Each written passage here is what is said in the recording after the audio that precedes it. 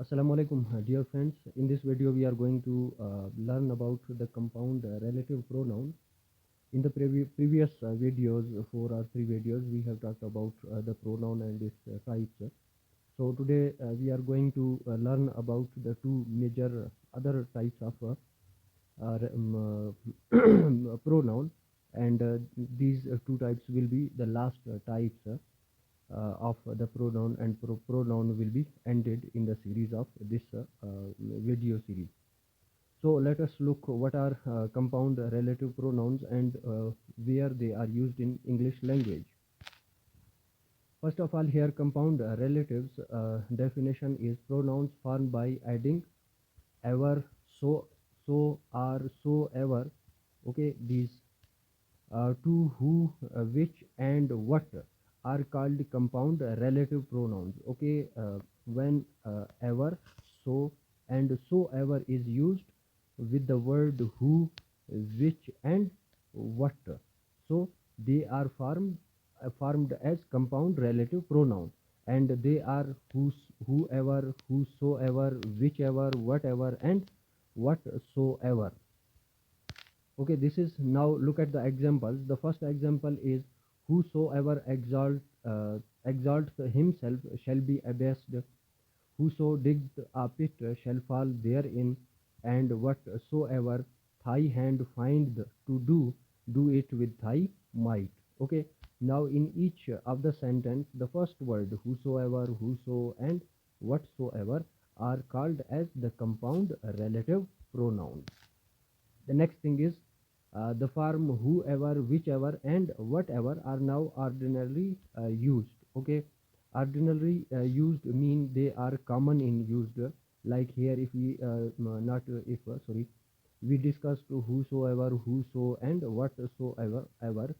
They are now not in common or ordinary used, but we use what? We use whoever, whichever, and whatever. The use of these compound relative pronouns are common in English, and they are used regularly.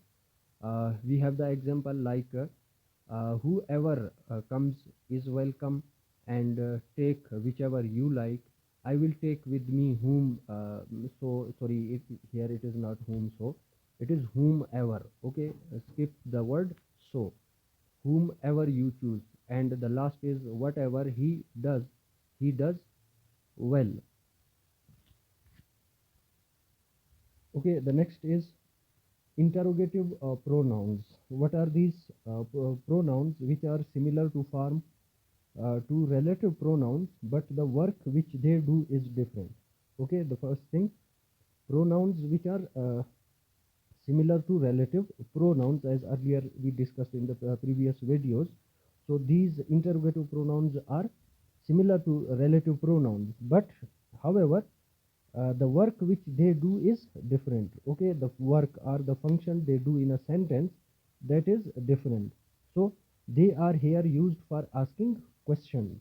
Okay, interrogative pronouns are related to relative pronouns, but they are used to ask questions.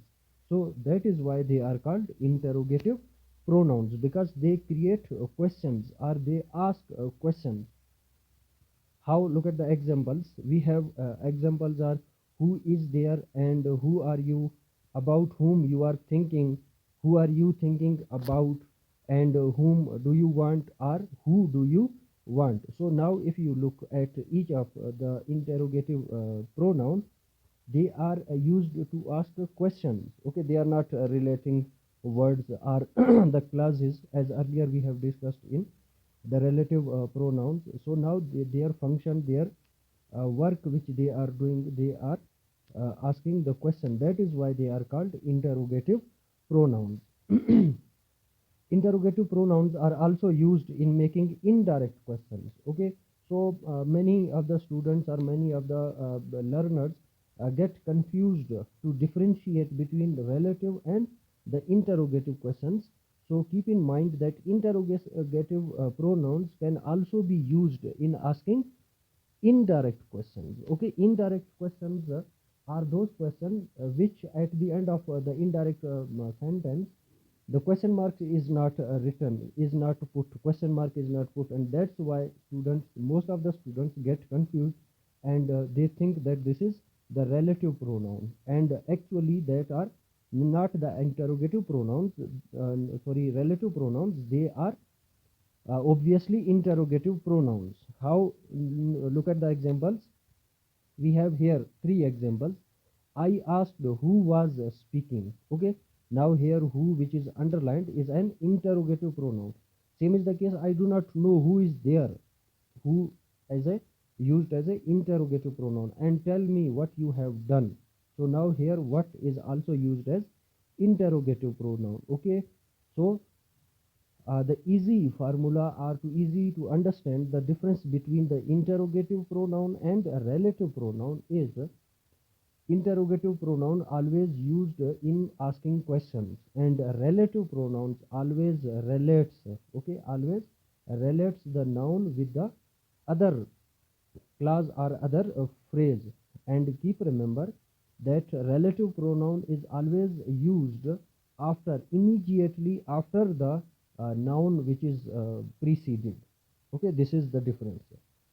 Secondly, we have next thing that we use interrogative pronouns who as a nominative case, whose as a possessive case, and whom and who as accusative case. Okay, in the previous videos we have discussed nominative case. Nominative case is means the subject of the verb, and possessive is used to show ownership, authorship, origin, and time.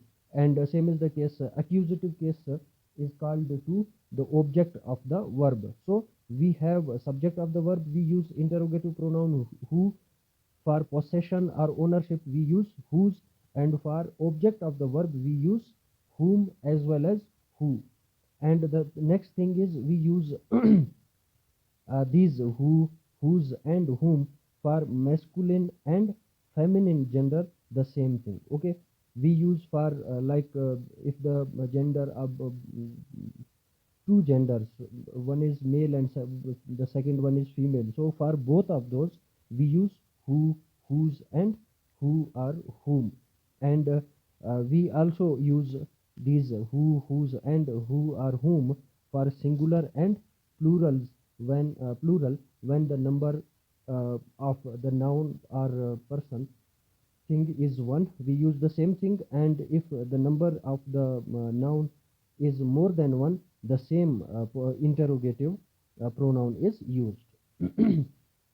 Now we look at the usage of the interrogative pronouns. So first, who is used for persons only. Okay, so we use who. Okay, who is used only for the person. Now here who is speaking, so who is pointing toward the person. Okay, not thing or place, person. Okay, so who refers to person. Secondly, which is used for persons and things. Keep remember, uh, as earlier we have talked that who is used for only for the persons, and now which is used for persons and things as well. But what is the difference between these one? Which is used for person and who is used for? So the difference is which implies a selection. Okay, selection mean when interrogative pronoun which is used, it is used as the selective. The question makes a selective choice for you. Now here we have the example, which is your friend. Okay, now like for example here which is pointing toward a line, there may be two or three persons standing, so the interrogative question is asking about the friend, which is implies the selection. Okay, so now among those three, among those four friends, you will point out only one, you may say that is my friend. And for the things as well, which is your book. So keep remember which is used for the things and persons in case of selection. The third thing is what is used of things only. Okay, now here what is used for the only things. What do you want and what did you say? Okay, as earlier when we were defining the noun definition thing. So things, what are things? Things are abstract things. Things may be collective things. Things may be something. So here now, what is referring to the things?